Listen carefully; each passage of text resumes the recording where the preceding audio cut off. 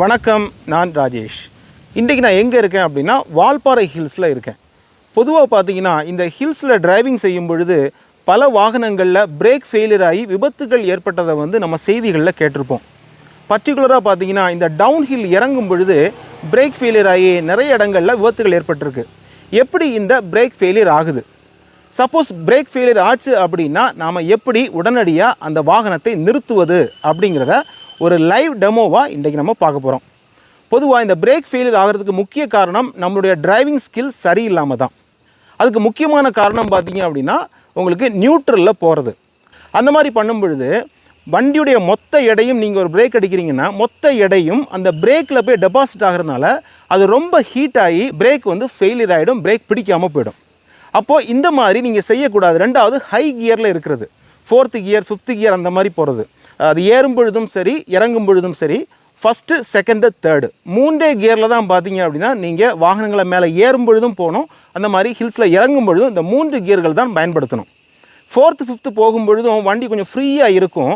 அப்படிங்கிறனால உங்களுக்கு பிரேக் அடித்தா பிரேக்கில் மொத்தமாக போய் டெபாசிட் ஆகும். அதே சமயத்தில் நீங்கள் லோ கியரில் இருந்தீங்க அப்படின்னா அந்த என்ஜினும் ஒரு சப்போர்ட்டாக இருக்கிறதுனால உங்களுக்கு பிரேக் ரொம்ப அழுத்தம் கிடைக்காது. பிரேக்கு அதாவது என்ஜின் பாதி பிரேக் பாதி அப்படின்னு சொல்லிட்டு உங்களுக்கு ஈவனாக இருக்கும் பொழுது பிரேக் ரொம்ப ஹீட் ஆகாது.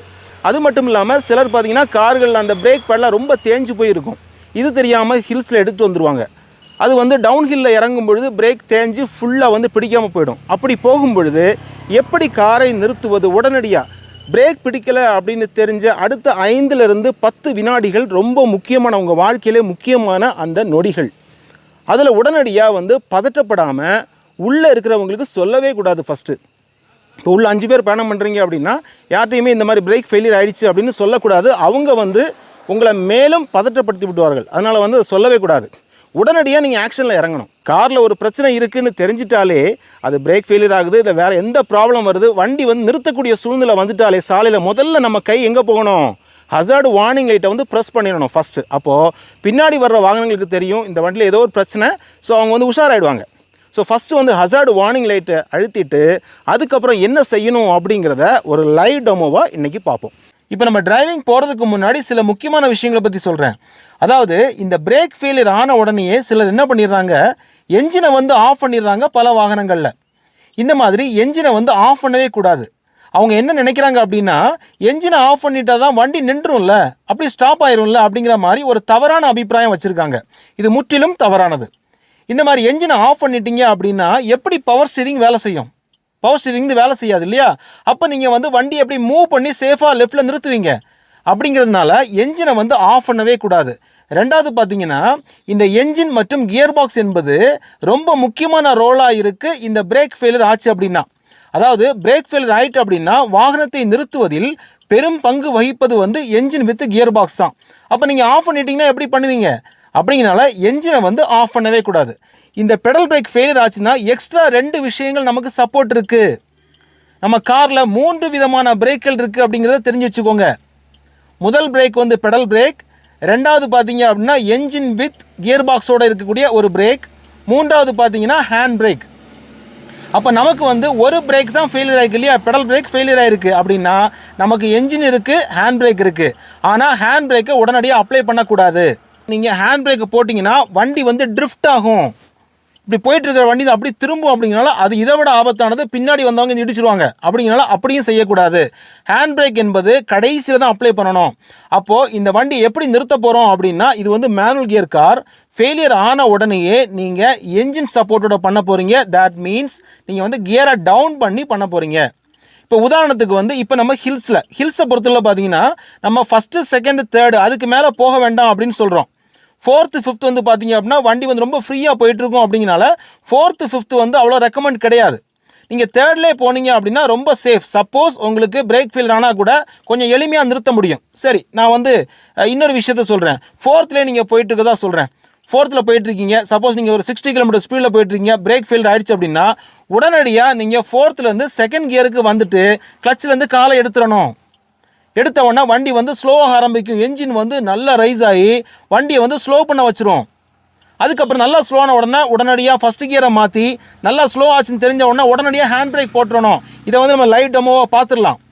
சிலர் கேட்கலாம், நான் வந்து 80 ஸ்பீடில் போயிட்டுருக்கேன், 5th கியரில் போயிட்டுருக்கேன், என்ன பண்ணுறது, நான் வந்து ஹைவேல போயிட்டுருக்கேன், என்ன பண்ணுறது அப்படின்னா 5th இருந்து நீங்கள் உடனடியாக 3rd வரலாம்.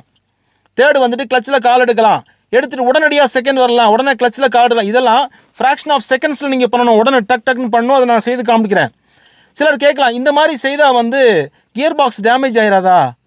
5thலேருந்து நீ சப்போஸ் நீங்கள் 2nd வந்தால் என்ன ஆகும், 2nd வந்தால் கியர் பாக்ஸ் டேமேஜ் ஆகிடாதா அப்படின்னு கேட்கலாம். சில நேரங்களில் ஆகாமல் இருக்கலாம், சில நேரங்களில் ஆகலாம். மனித உயிர்களை விட கியர் பாக்ஸ் வீல் முக்கியம் இல்லை. நீங்கள் மாற்றிக்கிடலாம், கியர் பாக்ஸ் மொத்தமாகவே செலவு வரட்டுமே, பணத்தோடு போயிடும், உயிருக்கு எந்த சேதமும் ஏற்படாது. அப்படிங்கிறனால அந்த மாதிரி ரொம்ப எமர்ஜென்சியான சுச்சுவேஷனில் நீங்கள் 5thலேருந்து 2nd கூட டேரெக்டாக போட்டு நீங்கள் கிளச்சில் காலை எடுக்கலாம். இல்லை எனக்கு கொஞ்சம் ஸ்பேஸ் இருக்குது அப்படின்னா நீங்கள் என்ன பண்ணலாம்னா 5th 3rd, 3rd to 2nd, 2nd to 1st, அப்புறம் ஹேண்ட் பிரேக் இந்த மாதிரி போடலாம். ஓகே, இப்போ நீங்கள் வந்து மேனுவல் கியரில் சொல்லிட்டீங்க. ஆட்டோமேட்டிக் காரில் எப்படி அப்படின்னு பார்த்தீங்கன்னா, இந்த பிரேக் ஃபெயிலியர் ஆச்சு அப்படின்னா நிறுத்துறதுல கிங் யார் அப்படின்னு கேட்டிங்கன்னா மேனுவல் கியர் கார்கள் தான். ஆட்டோமேட்டிக் கார்களில் பார்த்தீங்கன்னா உங்களுக்கு டிரைவ் மோடு இருக்கும். கொஞ்சம் சில கார்களில் பார்த்தீங்க அப்படின்னா மேனுவல் மோடு கொடுத்துருப்பாங்க, சில கார்களில் மேனுவல் மோடே இருக்காது, ஒன்லி டிரைவ் மோடு மட்டும்தான் இருக்கும். நியூட்ரல் இருக்கும், டி போட்டுட்டு அவங்க ஓட்டிகிட்டே இருப்பாங்க. அந்த மாதிரி கார்களில் கொஞ்சம் நிறுத்துவது கடினம். ஏன் அப்படின்னா நீங்கள் ஆக்சிடெண்ட்டில் காலை எடுத்தால் அதுவாக ஸ்லோ ஆகுமே தவிர உங்களுக்கு இந்த மாதிரி கியரை டவுன் பண்ண முடியாது இல்லையா? ஆனால் ஒருவேளை மேனுவல் மோடு கொடுத்துருப்பாங்க, அந்த கார்களில் கொஞ்சம் பாசிபிலிட்டி இருக்குது. நீங்கள் வந்து கியரை உடனே மேனுவல் மோடில் போட்டு நீங்கள் என்ன பண்ணலாம், மைனஸ் பண்ணலாம். மைனஸ் பண்ணும்பொழுது வந்து கியர் டவுன் ஆகும், அப்புறம் நீங்கள் ஹேண்ட் பிரேக் போட்டுக்கலாம். ஆனால் இந்த மேனுவல் மோடு இல்லாத கார்களுக்கு வந்து கொஞ்சம் சிரமம் தான். எப்படி பார்த்தாலும் மேனுவல் கியர் தான் வந்து இதுக்கு உடனடியாக அப்ளை பண்ண முடியும் ஆட்டோமேட்டிக் கார்களை விட. இப்போ வந்து நேரடியாக நம்ம ட்ரை பண்ணி பார்க்கலாம். இப்போ நான் வந்து 4th கியரில் போயிட்டு இருக்கும் பொழுது திடீர்னு பிரேக் அப்ளை பண்ணும்போது பார்த்தீங்கன்னா எனக்கு பிரேக் அப்ளை ஆகலை. உடனே நீங்கள் பதற வேண்டாம், ஒன்றுமே இல்லை, உடனே ஹசார்ட் வார்னிங் லைட் போட்டுருங்க. இமீடியட்டாக 4th to 2nd கிளச்சில் கால் எடுத்துட்டேன். ஓகே, அடுத்து 1st அப்படியே போடுறேன் பாருங்கள், அவ்வளோதான். அப்படியே நியூட்ரல் போட்டுறேன், முடிஞ்சது, நின்றுச்சா? ஓகே, இப்போ நான் 5th போயிட்டுருக்கேன், திடீர்னு பிரேக் அடிச்சு பார்க்குறேன், எனக்கு பிரேக் இல்லை. உடனே பயப்பட வேண்டாம், உடனே ஹசார்ட் வார்னிங் லைட்டு இமீடியட்டாக 5thலேருந்து 2nd போட்டேன். 2nd போட்டு அப்படியே 1st போட்டேன். 1st போட்டு அப்படியே ஹேண்ட் பிரேக் அடிச்சிட்டேன். அவ்வளோதான், நின்றுச்சு. இதுதான் டைமிங். ஓகே, இன்னொரு முறை பார்க்கலாம். ஹசார்டு வார்னிங் லைட் போட்டுறதுனால பின்னாடி வர்றவங்க வந்து உஷாராயிடுவாங்க. ஓகே, இது வண்டியில் ஏதோ ப்ராப்ளம் அப்படின்னு உஷாராயிடுவாங்க. இப்போ வந்து நான் 4th கியரில் போட்டு காட்டுறேன். இப்போ வந்து நான் 4th கியரில் போயிட்டுருக்கேன், திடீர்னு பிரேக் அடித்து பார்க்குறேன், பிரேக் நிற்கல, உடனடியாக ஹசார்டு வார்னிங் லைட்டை போட்டுறேன். இமீடியட்டாக 4thலேருந்து 2nd வந்துட்டேன். ஓகே, கிளச்சிலேருந்து கால் எடுத்துட்டேன், அப்படியே 1st போடுறேன், கிளச்சிலேருந்து கால் எடுத்துட்டேன், அப்படியே ஹேண்ட் பிரேக். அவ்வளோதான், இதுதான் டைமிங். எத்தனை செகண்ட் ஆச்சு அப்படின்னு நீங்களே கால்குலேட் பண்ணிக்கோங்க. ஓகே, அதே சமயத்தில் நம்ம சேஃபாக போகக்கூடிய அந்த 3rd கியர் அப்படின்னு சொல்கிறோம். 3rd கியரில் பார்த்தீங்க அப்படின்னா ஒரு பிலோ 50க்குள்ளே ஒரு 40 அந்த ரேஞ்செலாம் போயிட்டு இருந்தீங்க அப்படின்னா ஈஸியாக நிறுத்த முடியும். அதனால தான் நம்ம என்ன சொல்கிறோம், எப்போவுமே நீங்கள் மேக்ஸிமம் 3rd கியருக்கு மேலே போகாதீங்க அப்படின்னு சொல்கிறோம். ஸோ வந்து இப்போ 3rd கியரில் போட்டு இது எவ்வளோ அக்யூரேட்டாக நிற்கிது அப்படின்னு நீங்கள் பாருங்கள். இப்போ வந்து நான் 3rd கியரில் போயிட்டுருக்கும்போது நான் பிரேக் அடித்து பார்க்குறேன், எனக்கு பிரேக் இல்லாத மாதிரி ஃபீல் ஆகுது. உடனடியாக நான் என்ன பண்ணுறேன், ஹசார்டு வார்னிங் லைட்டை போடுறேன், இமீடியட்டாக 2nd போடுறேன், 2nd போட்டு இமீடியட்டாக 1st போடுறேன், போட்டுட்டு அப்படியே வந்து ஹேண்ட் பிரேக்கை போட்டேன். அவ்வளோதான், இதுதான் டைமிங். இந்த டைமிங்குள்ளே நிற்கிறதா நீங்கள் எவ்வளோ செகண்ட்ஸ்னு நீங்கள் கால்குலேட் பண்ணி பார்த்துக்கோங்க. 3rd கியரில் குயிக்காக நீங்கள் போயிட்டு இருந்தீங்கன்னா குயிக்காக நிறுத்த முடியும். சப்போஸ் 5th 4thனா வந்து நிறுத்தலாம், பட் கொஞ்சம் வந்து தள்ளி போய் நிற்கும். அதனால தான் சொல்கிறேன் 3rd கியர்லேயே வந்து மேக்ஸிமம் நீங்கள் ஹில்ஸில் ட்ரைவ் பண்ணுங்க அப்படின்னு சொல்லி.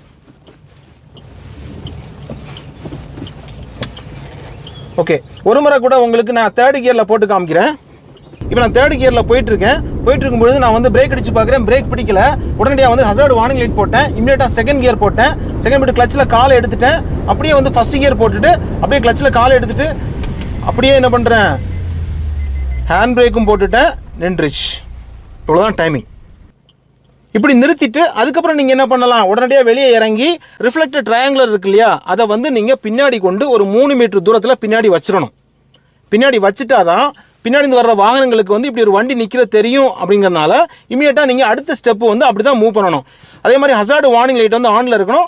அதுக்கப்புறம் வந்து நீங்கள் சர்வீஸ் சென்டருக்கு வந்து ஃபோன் பண்ணி இந்த மாதிரி பிரச்சனை ஆயிடுச்சு அப்படின்னு சொல்லி நீங்கள் வர சொல்லி பிரேக் ஃபெயிலியரை வந்து சரி பண்ணி எடுத்துகிட்டு போகணும், இல்லை வண்டியை டோ பண்ணி கொண்டு போகணும். இதுதான் முறை. இன்றைக்கு வந்து இந்த பிரேக் ஃபெயிலியர் ஆனால் எப்படி நிறுத்துறது அப்படிங்கிறத வந்து நீங்கள் நேரடியாக பார்த்தீங்க. நிச்சயமாக இந்த விஷயங்கள் வந்து உங்களுக்கு ஒரு லைஃப் சேவிங் வீடியோவாக இருக்கும். நீங்களும் வந்து பல பேருக்கு ஷேர் பண்ணுங்கள், அவங்களுக்கும் தெரிஞ்சுக்கட்டும். தேங்க்யூ ஸோ மச் ஃபார் வாட்சிங் அவர் வீடியோஸ். தேங்க்யூ.